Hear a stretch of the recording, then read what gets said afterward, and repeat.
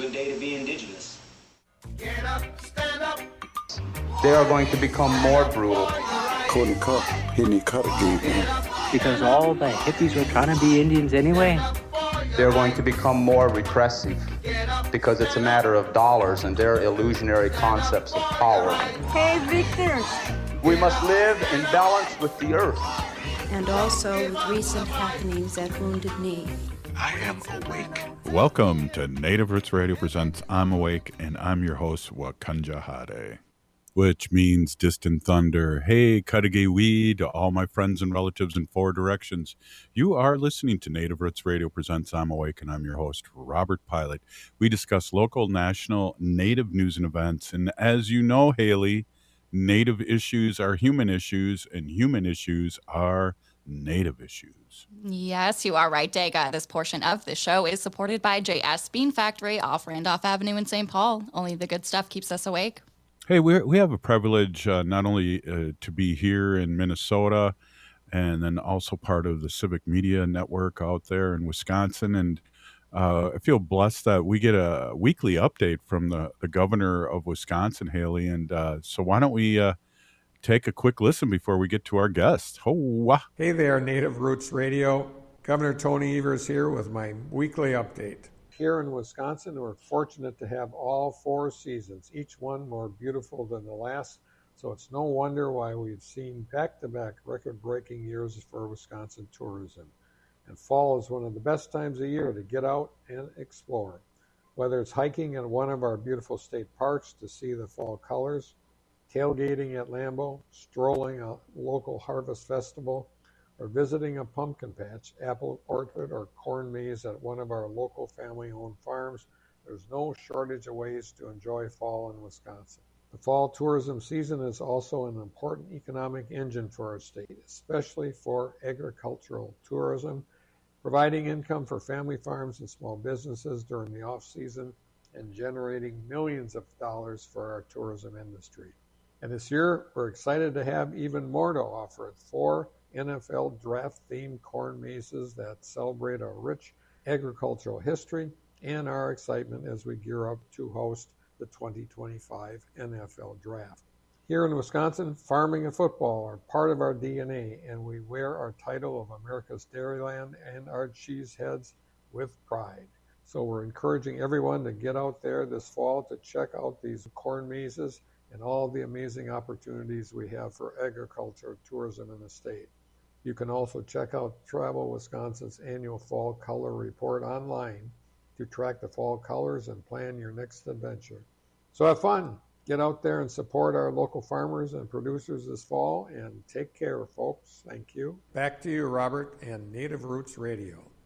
Hey, thank you, Governor Evers, for that report. I also, before we get to our guest here, Robert Lilligren, I want to give Dr. Stately a quick shout out. It's his birthday. Happy birthday, Dr. Stately.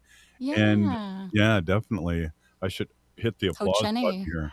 Yeah, Hocheni Honk Kebeske. Right on. There you go, Haley. Hey, we are here with Robert Lilligren, Native American Community Development Institute, White Earth citizen, Ojibwe, and we don't hold that against him. And it's great to have him on the show as always, and just to chit chat. It was good to see you, even very frequently, very quickly today. We were both heading towards meetings. Yeah. Bonjour, Haley. Bonjour, Robert. So good to be here. Thanks for your graciousness and not holding my Ojibwe identity against me. I realize I'm a little outnumbered here.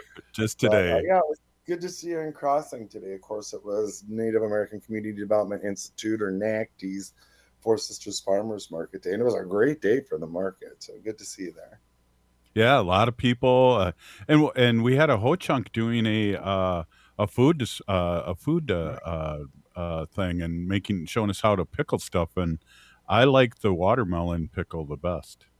Oh, nice. I didn't get to try that, unfortunately, but I did get to judge the pickle contest last Thursday at the Four Sisters Farmers Market, which was a great event. And we have a couple of initiatives at NACD under our food sovereignty, Four Sisters. We have the farmers market, and we have an urban farm, and it's about food sovereignty and educating our community about healthy food and healthy eating habits. And a theme this season has been preservation.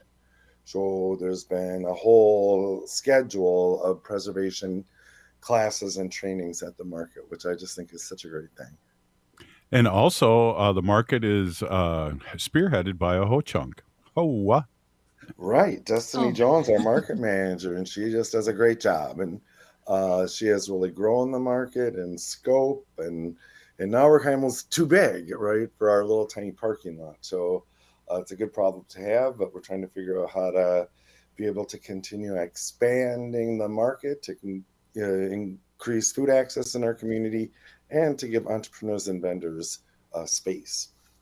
Yeah, I like the big idea of a big tent in that parking lot once a month. Yeah. And I think probably during our open house, you've seen it with a big tent set up. It's kind of cool in that space. But yeah, maybe we just need a new, bigger building. Yeah. Hey, there you go. I smell an initiative here and some a gala or sorts coming up. Yeah. Well, we shall see. But just since you brought it up, NACD purchased that building with our partner, American Indian Community Development Corporation, to redevelop the site. And we've had a couple of dips in the economy since we purchased it. They kind of put the redevelopment farther off on the horizon, and now we're really still in contemplation and communication with the community about what to do with the building. And it's this tiny little building. It gets totally, every square foot gets put to use, but it's kind of become a community center, right? And almost a little bit of a landmark on the American Indian Cultural Corridor. So I was like, oh, do we want to keep this building and maybe look for another one, or we shall see. It's good to have options. That is good to have options, and it has grown to the place to be. I know people from all over Turtle Island come to not only Franklin Avenue, but the coffee shop and the gallery, and I see selfies of people that are kind of famous, and I get FOMO. Yeah, no, it's really something. Especially our Powell Grounds Coffee Shop. It's a well-established community hub.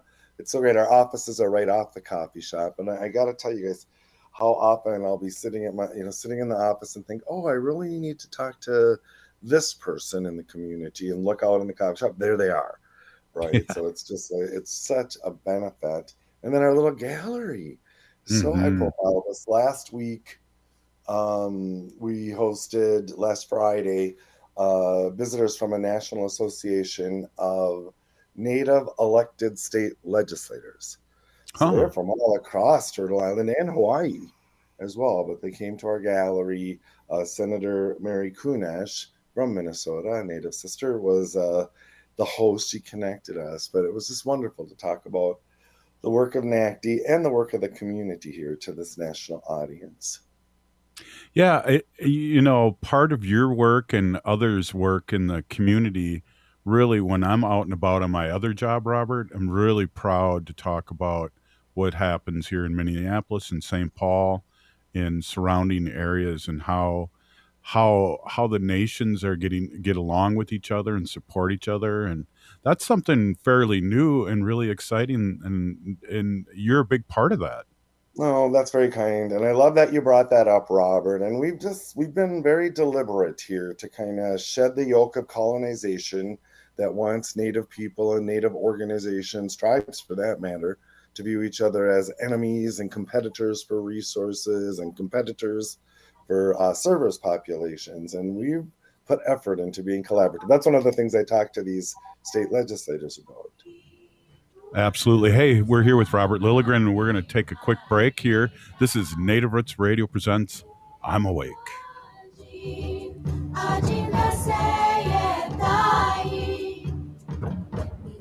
We are your relatives, We are your relations, brothers, sisters, sons, daughters. And some of us are your grandchildren. We are your community. Historically, we held places of honor and respect. Because of the impact of colonization, some of us are rejected, thrown out from family, friends, and community, set up as targets for sexual violence, sex trafficked, humiliated, tortured, and murdered. Everybody has the right to be safe. We are your relatives. Remember, Homophobia is not traditional. Sponsored by the Minnesota Indian Women's Sexual Assault Coalition.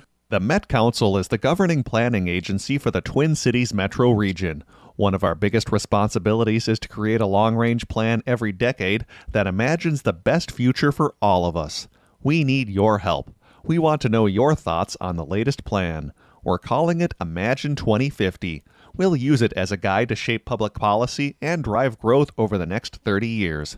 It'll help us improve the everyday essential services we provide, including transportation, housing, water resources, and parks and trails, with input from the 7 counties and 181 cities and townships in the region. But we're still missing the most important piece, and that's you. Visit engage.metrocouncil.org to learn more about Imagine 2050 and share your own thoughts and hopes for the Twin Cities region.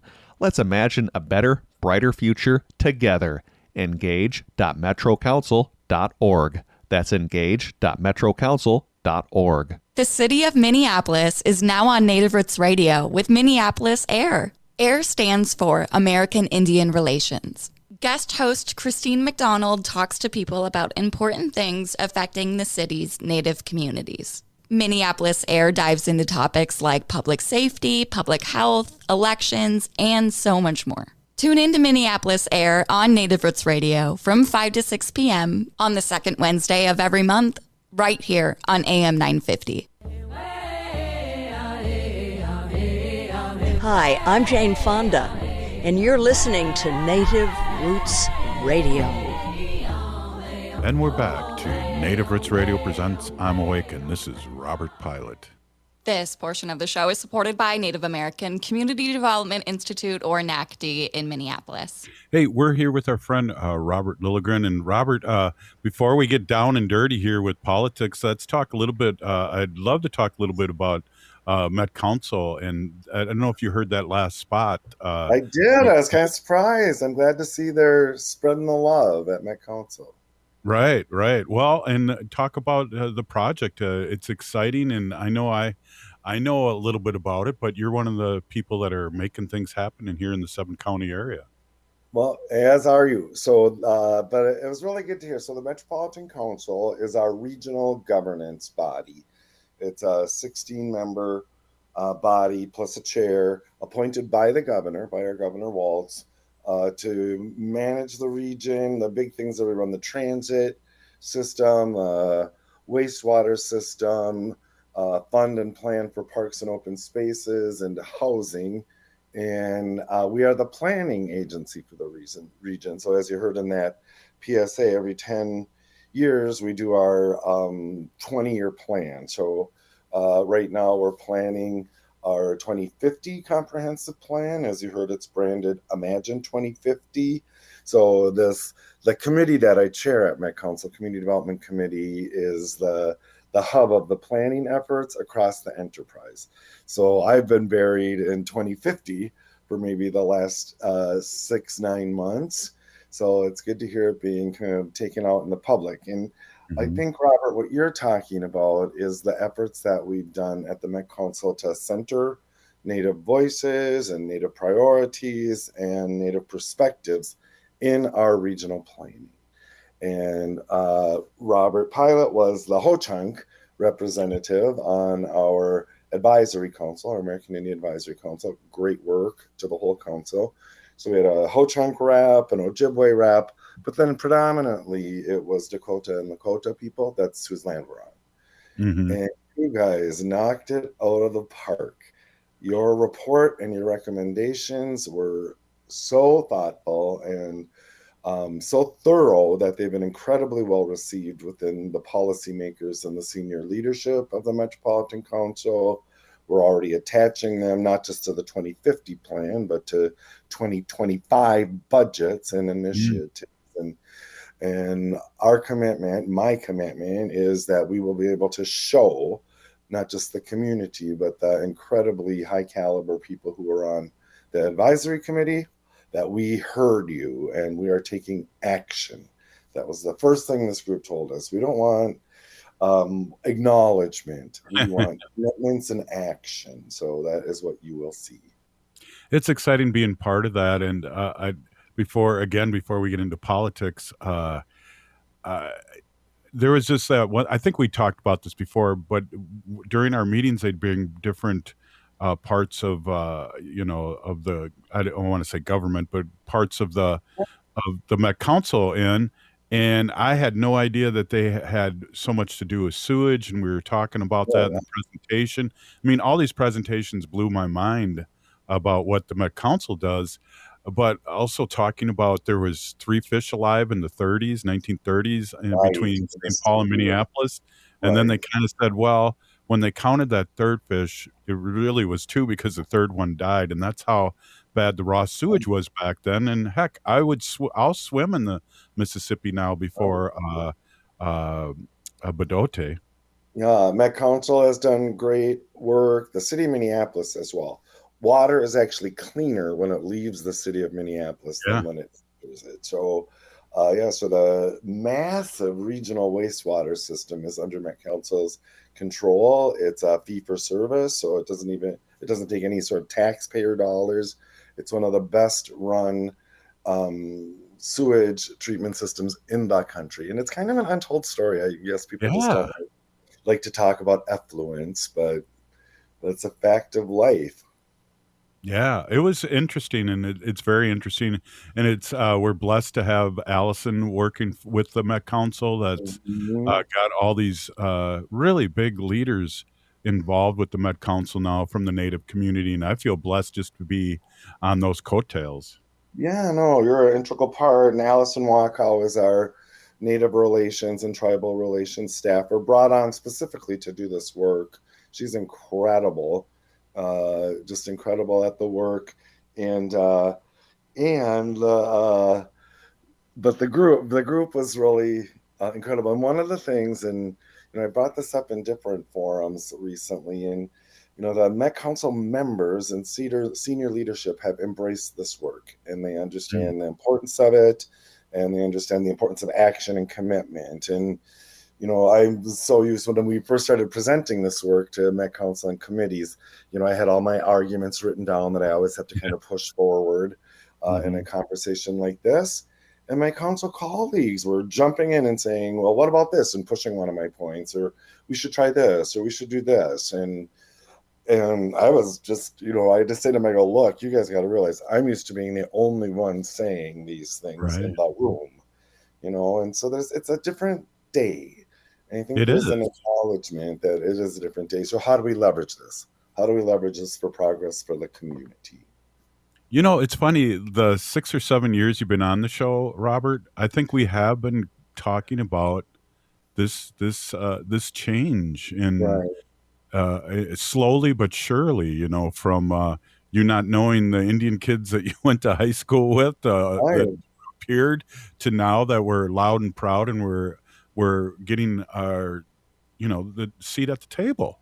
Right. I agree, Robert. And then to see that impact beyond the Native community, right? I mean, I'm sitting on a deliberative policy-making body of 17 people, and I'm the only Native there. And so to hear these non-Native colleagues bringing up our issues with our perspective, it's amazingly refreshing. And it's not, not all problems are solved. I get that. There's lots of work to be done, but it feels like when I've been banging my head against this wall for 30, 40 years, and to feel the wall actually move a little, it's like, oh, that actually feels good. Wow. Just a big applause to you and people that are listening to the show and watching the show on Facebook and YouTube.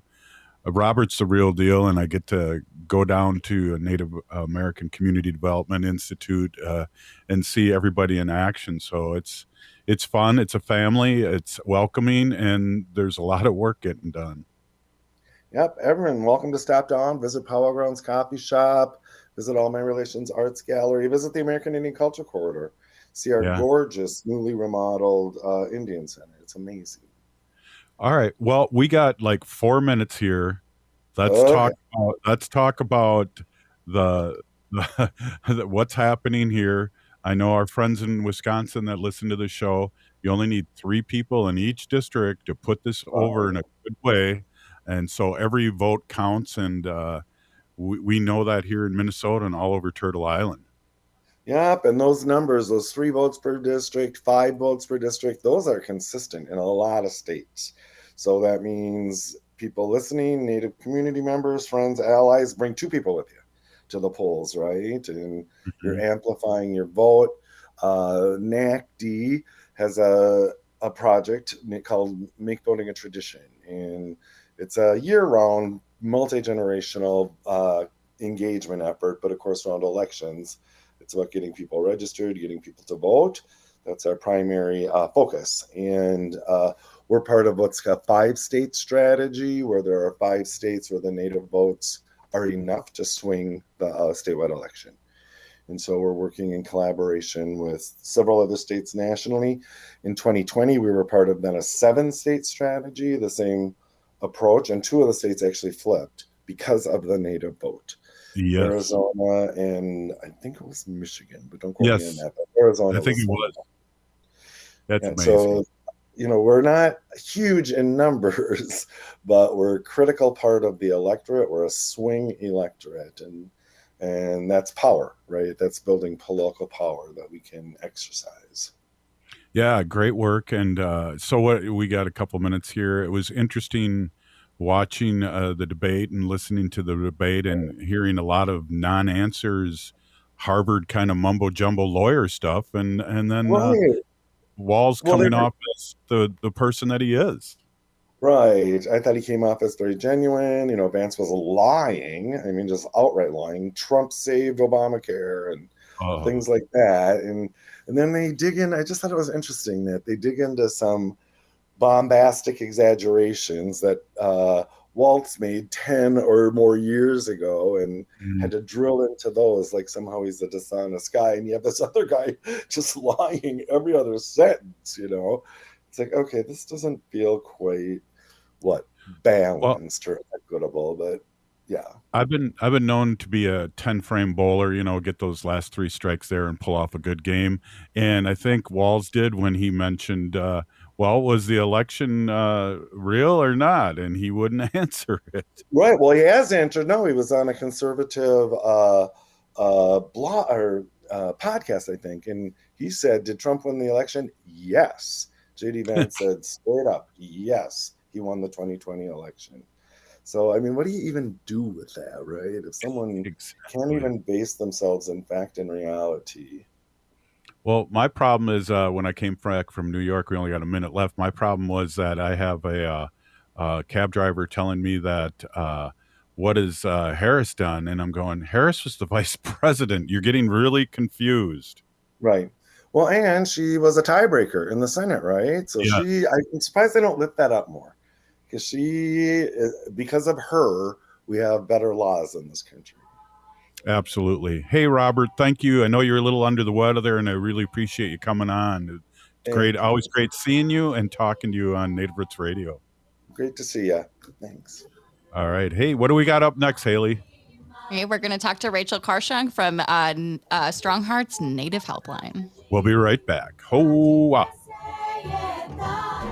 Hi, this is Laura, and airing this Sunday at 9 a.m., we're going to be holding a democracy special sponsored by ACLU's People Power and Let People Vote.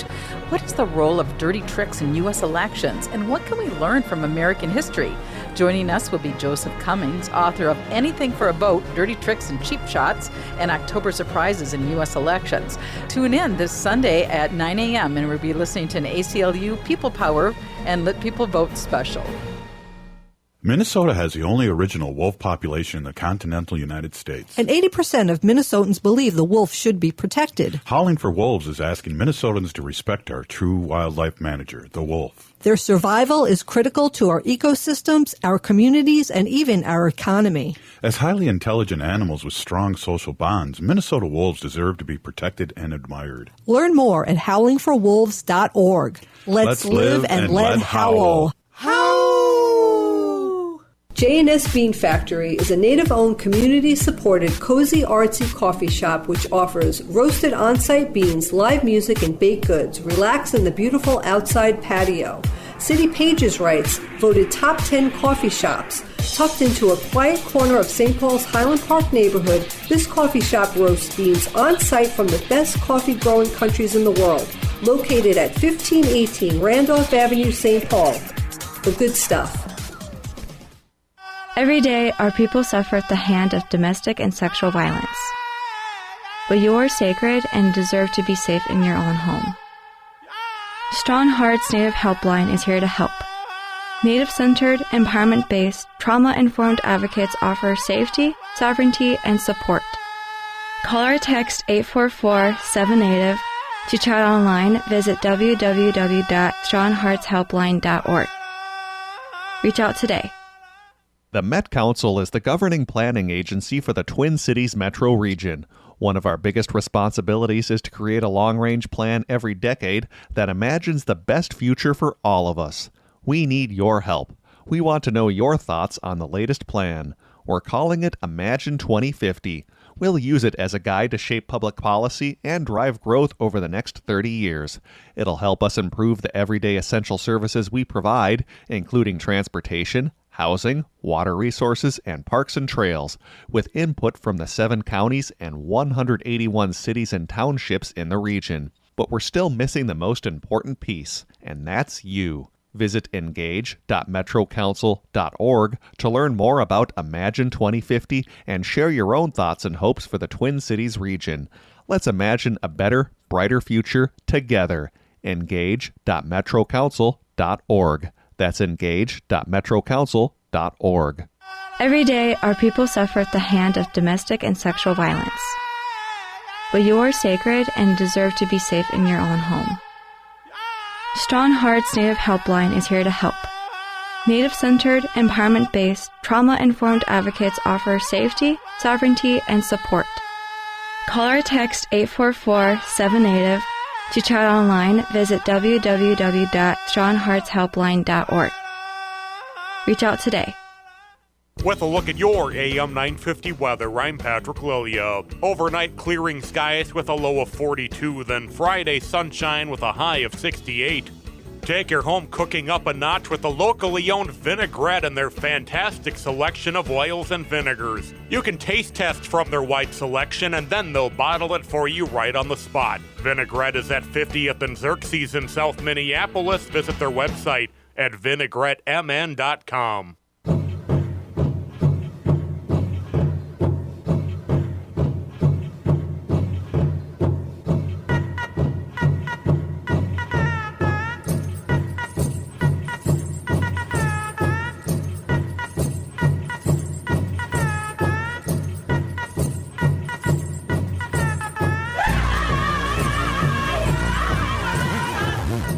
Welcome back to Native Roots Radio presents I'm Awake, and this is Robert Pilot. This portion of the show is supported by StrongHearts Native Helpline. October is Domestic Violence Awareness Month, and StrongHearts offers culturally appropriate support and advocacy. Call or text them at 1-844-7NATIVE. That's 1-844-762-8483, or chat online at strongheartshelpline.org.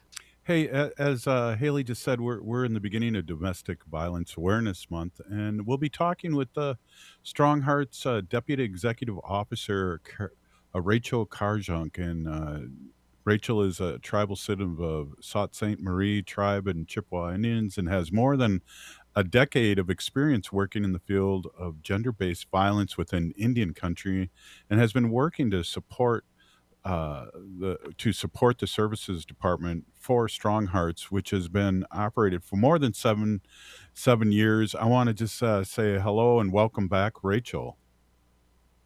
Hi. Thank you so much for having me. I'm so happy to be here. This is great, and I always like to bring up the fact that I think StrongHearts has been around. This is their eighth season, and they started the same time Native Roots Radio started. And I remember that it was a kind of a 5 day a week business hours kind of thing in the beginning, and it's really expanded into a powerhouse organization that I know they run ads in. The Wodak, which is Ho-Chunk magazine, our tribal magazine, and things like that, and it's great to see. And I think I ran into a couple people a couple of years ago at the that big powwow down. What the heck is that powwow called? The biggest powwow, the Gatherings of the Nations. I ran into Strong Hearts down there, which I thought was just great, and we're really happy to have you on again, Rachel, and talk about things. Yes, thank you. Yeah, I just started back in late February. So I'm still pretty new to the organization, and I consider Strong Hearts a pretty young organization, right? But we have experienced some major growth. You referenced we started off, in a small, limited hours, 9 to 5, Monday through Friday, and thankfully we're at the place where we can, operate 24/7, right? And we have we operate every day of the week, holidays, nights, weekends, because we know that violence occurs at any given moment in our communities. Exactly. Before I get to the questions, I one of the things that I've always taken away with our last conversation is how important your service is, and to my heart too, where you can find help for people with pets. That just warms my heart because that's always a big obstacle in people's minds. So I just want to say a big Pinigigi and thank you for that. And that's an amazing thing. But let's talk a little bit about the misconceptions about domestic violence because there's so many different kinds. Yeah, I think one of the biggest misconceptions about domestic violence is, of course, that it has to include physical violence, right? That's uh, our advocates here. Well, I wasn't punched, I wasn't slapped, I wasn't kicked, so I don't really know if that's domestic violence. But we're able to, our advocates provide a lot of DV education around what is domestic violence, right? It's important, especially during Domestic Violence Awareness Month, to talk about, what is domestic violence? Let's name it for what it is. Let's define it. So domestic violence is a pattern of abusive behavior in any relationship that is used by one partner to gain and maintain power and control over the other partner. And so the way that abusive people use these tactics doesn't always include physical violence. Now, sometimes it does, of course, but there are other forms of, abusive tactics that are used to maintain that power control. And that can be emotional abuse, psychological abuse, financial abuse, technology abuse. Really, all of those things kind of are able to, maintain or gain that power over one intimate partner. And so Yeah. that's something that our advocates can do, when someone's experiencing or think they might consider themselves to be victims, or they know that they're experiencing something, and so they can give us a call, and our advocates can talk them through what are they experiencing, what are their feelings around that, really validate them. And sometimes it is just talking, right? Sometimes it's maybe they're not ready to safety plan yet, maybe they're not ready to leave their abusive relationship, maybe they just need someone to talk to. So we're here for all aspects for when our contacts reach out and need us. Hey, can you tell us a little bit what your organization has planned for this month to bring awareness to this very, very Yes, important issue? I'd love to. So we're actually having a community chat. So we've in the past have had several community chats around different topics, and of course, to celebrate Domestic Violence Awareness Month, we're going to focus our community chat around breaking the cycle happens in community. So we're having that on October 16th at 2 p.m. Central. Thank you so much. It's going to be broadcasted on our Zoom platform, and then it'll be available on our YouTube page at a later date. And so, like I said, we've hosted a couple community chats already, and we get really good feedback and really good community input from all across Indian country.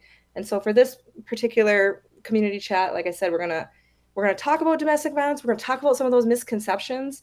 And then we're really going to talk about, how much of a crucial role it is that communities and individuals play in addressing and preventing domestic violence.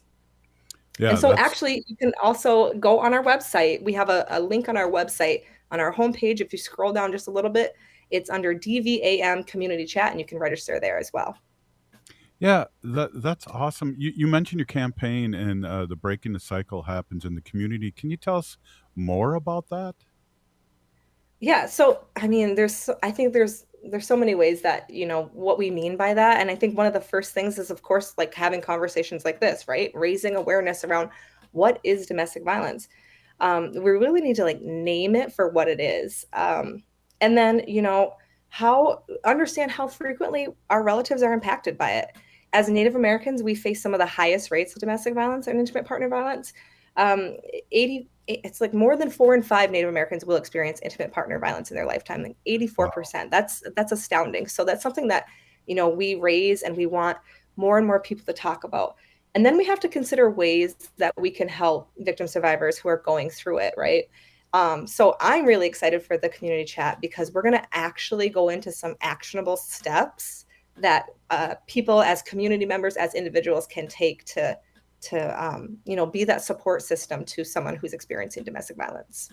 Wow, can you give an example of that? Actionable, I can't talk. Action steps. There we go. Actionable. Yeah. There Yeah. So I think one of the, most critical, I mean, there's so many good, helpful things that we're going to go through, but I think the most important, or one of the most important, is really knowing what's available, knowing what resources are out there that survivors can access. And of course, one of those resources is StrongHearts Native Helpline. We're available 24 hours a day, 7 days a week. We're confidential, we're anonymous, we're empowerment based, right? And we're trauma informed, and not just trauma informed in the way that, there's that acute trauma that happens, but we're also historical trauma informed, right? So we understand what it means to be impacted by, blood memory, stuff that you can't really describe unless it's in your DNA, it's in your history, right? And then, of course, we're culturally honoring. 100% of our advocates are Native American. And so we know how important it is when you're seeking help and seeking, assistance or support, how important it is to have someone on the other end of that phone or text or chat to be able to say, we have some shared identities, some shared values. We hold very highly trust and culture and interrelatedness. So I think that those are, as a resource, it's really helpful for folks to know about us, so that if they have a relative who's experiencing it, they can say, hey, you can reach out to StrongHearts Native Helpline if you want someone to talk to about this. And we talked about this too before, Rachel, and I think one of the things I take away from our conversation is how important, well, first off, how small Indian country is. So how important it is to talk to somebody that doesn't know somebody that knows somebody that knows somebody. Exactly. I mean, I come from a small, my tribe is very large, but it's still, Indian country small. My tribal community still feels small. I can walk into my IHS clinic and I'm related to a good amount of people in that waiting room. So, if our DV services are located in our public governmental buildings or law enforcement buildings or what have you, you run the risk of running into someone in a time of crisis, in a time of, where you want it to be private and confidential. And so that's something that, we really, hold highly as a value of ours, that we are anonymous and we are confidential, and you can reach out to us. And if you want to get, referred to a direct service provider, that's something that we have access to do. We can do warm handoffs and things like that. We can share information. But it's not required, right? Like we're going to meet the survivor where they're at. If they just want to talk, let's talk. If you want, if you're ready to access services and, you're in a certain area and we can try to point you in that direction, we're going to do that too, if that's what you're comfortable with. I think it's so important to talk to somebody because I know, it's hard for you to believe, but I get stress. And if I talk it through and I can hear it myself when I'm talking to another human being, whether it's on the phone or wherever, that it either puts it in perspective that it's a big deal or it's not a big deal, or I do need help. And that's so important for StrongHearts helpline to be there. Yeah, like I said, our advocates are very, trained in the tactics of domestic violence and what that looks like and how it can look for people in all walks of life. And to know that you can reach out to us and we're not gonna not believe you. We're gonna, validate what you're saying. And a lot of the times people, are like, oh man, I just feel like I'm going crazy. I feel like, is this happening? Like it takes really kind of unraveling it all, and talking through with someone some of that DV education that really helps support people in understanding where they're at in their victimization and where they're at in reaching that survivor thriver type mentality.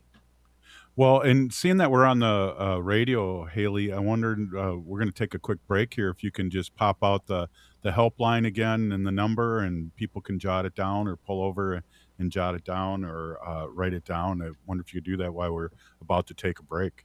Yeah, so StrongHearts Native Helpline is 24/7. You can call or text 1-844-7-NATIVE. That's 1-844-762-8483. Or chat anonymously on strongheartshelpline.org. Hey, we're going to be right back with Rachel Carr-Shunk, StrongHearts Native Helpline. We'll be right back after this short break.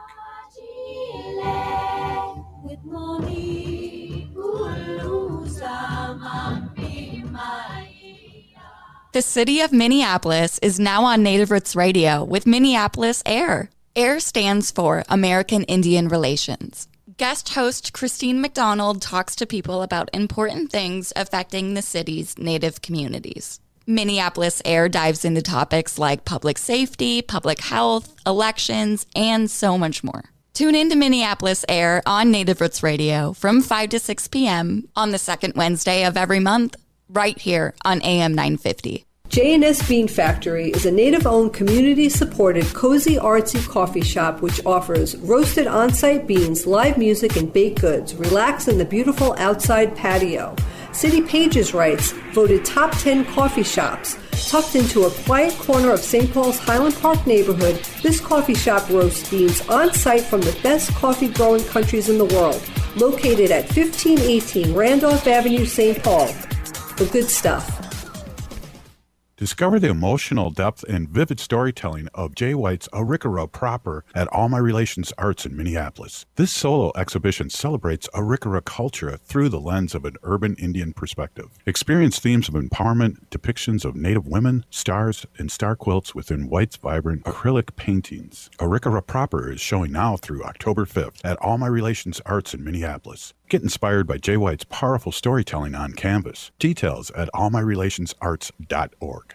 Minnesotans age 65 plus might qualify for Health Partners Minnesota Senior Health Options. The plan includes personal support, coverage for medical, prescription drugs, and dental, plus over 30 extra benefits. Eligibility information is available at healthpartners.com/oneplan. Health Partners is a health plan that contracts with both Medicare and the Minnesota Medical Assistance Medicaid program to provide benefits of both programs to enrollees. Enrollment in Health Partners depends on contract renewal.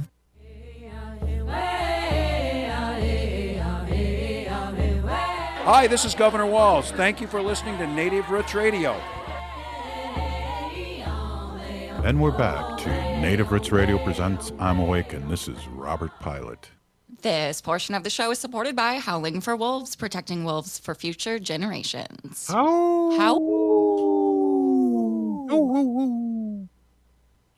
Nice. That's pretty good.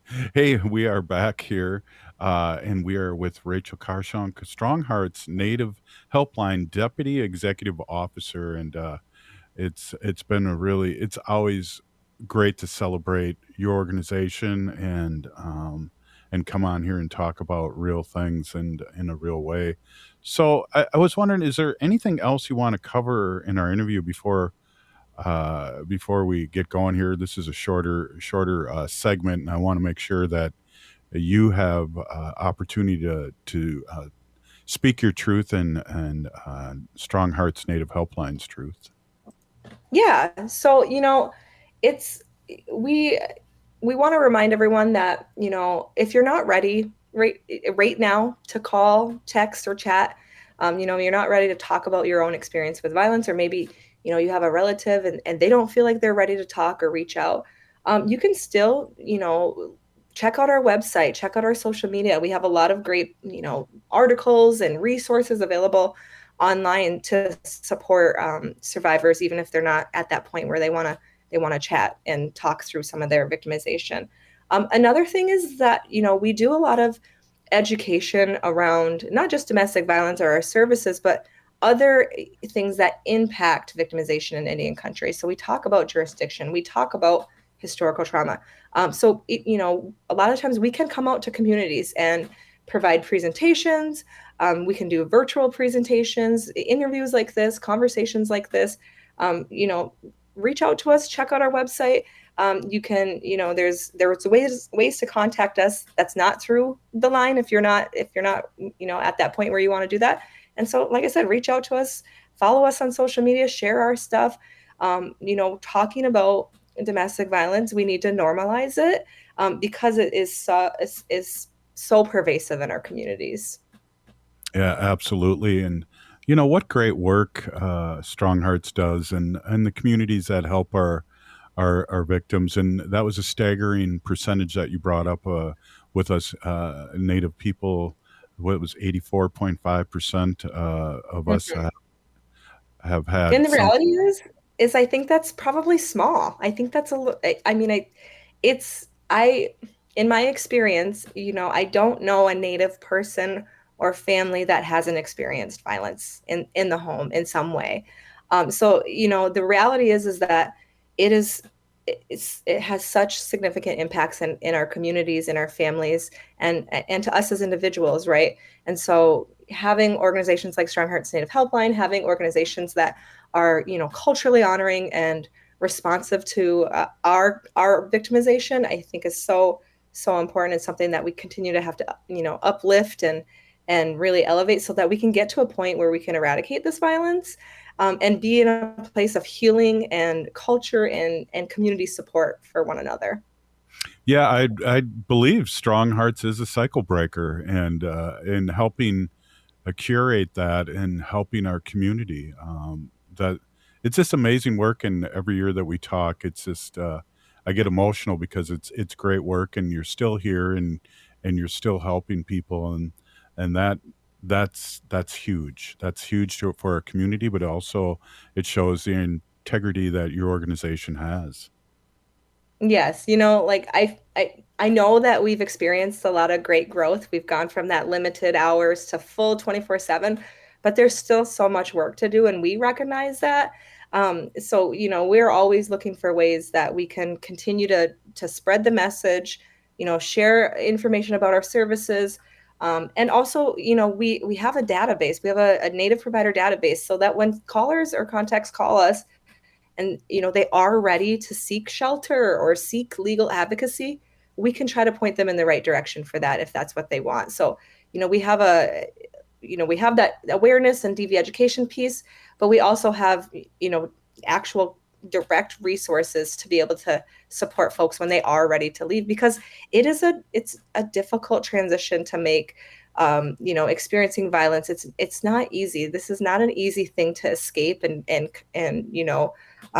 respond to, and everyone is at different places in that. And so we really recognize that we're really victim centered, trauma informed, Native centered. And so, like I said, reach out if you're experiencing, or if you think you're experiencing domestic violence, or if you have a relative who's experiencing, or even if you use violence, right? We'll talk to you. We'll talk to you about what are some of these abusive tactics, what's a healthy relationship compared to an unhealthy relationship. So we really want to get the message out that, we're here to support our relatives in fighting this crisis of domestic violence in our communities.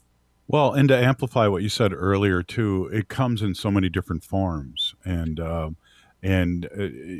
emotional abuse. It's hard for the partner to reach out because of what has been said to them for a long time to make them believe they're worthless or whatever. And we got to talk about those other forms of abuse too, right? Oh yeah, I mean there's so much. There's isolation tactics, right? There's name calling. I emotional abuse, emotional wounds are sometimes worse than the physical, right? The physical wounds can fade. The emotional wounds really stay in there. And so yeah, like it's really important to understand that domestic violence has all of those different pieces, and that impacts how people access services, how they form relationships with one another, how they maintain relationships, how they cope, right, with everyday stressors. So when you're dealing with domestic violence and then you've got all these other different stressors in life, it makes it extremely difficult. And our advocates are trained and ready to talk through some of these things and really listen and validate our callers. Yeah, there's a 12-step program called Alatot, and their first step is something's wrong. And if you feel that something's wrong, check it out. Give StrongHearts a call, and see if you feel like something is wrong, and they can talk you through it and listen.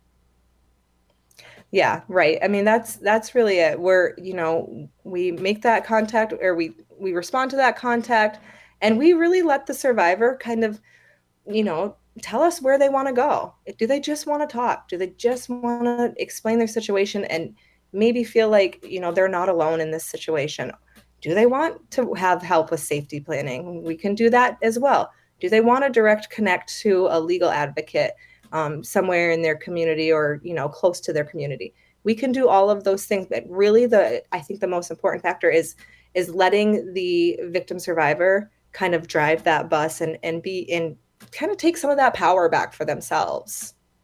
Absolutely. Haley, listening to this is just it really warms our heart that we're able to amplify this message.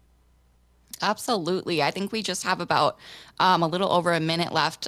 Rachel, can you please tell our listeners how to reach out to StrongHearts?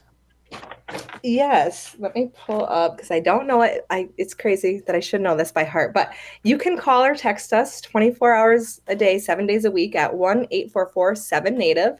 That's 1-844-762-8483. Or you can chat to us online at our website, www.strongheartshelpline.org. Again, 24 hours, 7 days a week. Reach out to us, or like I said, you can follow us on social media. We're StrongHearts DV on Facebook, Twitter, and Instagram. I just love the fact that somebody at any time, 24 hours a day, can get on the chat and start chatting away and be anonymous. And that's a beautiful thing, because not all abuse happens 9 to 5, and it's great. And I appreciate to have you on again, Rachel, and the great work that StrongHearts Native Helpline's doing and have been doing and will continue to be doing. Yes, thank you so much for having me, and of course, providing this opportunity for us to talk about domestic violence and raise that awareness and talk about StrongHearts and how people can reach out to us. I appreciate it very much. Right on, Big Peeny Gigi. Thank you. Hey, if you're listening to the show, you are part of the resistance. From Chief Plunikups, the ground on which we stand on, it's sacred ground. It's the blood of our ancestors. We need to resist, divest, join a group, run for office, vote. We're still here. We are the 7th generation. And free Leonard Peltier now.